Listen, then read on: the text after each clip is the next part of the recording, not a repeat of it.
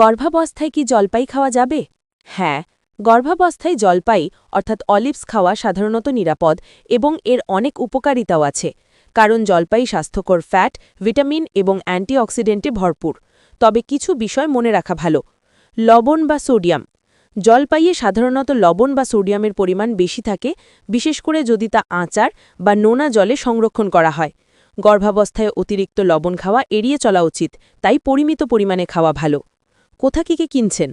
Toxoplasmosis বা লিস্টেরিয়ার মতো ব্যাকটেরিয়ার ঝুঁকি এড়াতে ডেলির কাউন্টার বা খোলা দোকান থেকে তাজা জলপাই কেনার চেয়ে সিল করা জার বা ক্যানে সংরক্ষিত জলপাই কেনা নিরাপদ। ভেতরের পুর। যদি জলপাইয়ের ভেতরে নরম চিজের মতো যেমন ফেটা পুর ভরা থাকে, তবে তা এড়িয়ে চলুন, কারণ এসব চিজ গর্ভাবস্থায় নিরাপদ নাও হতে পারে।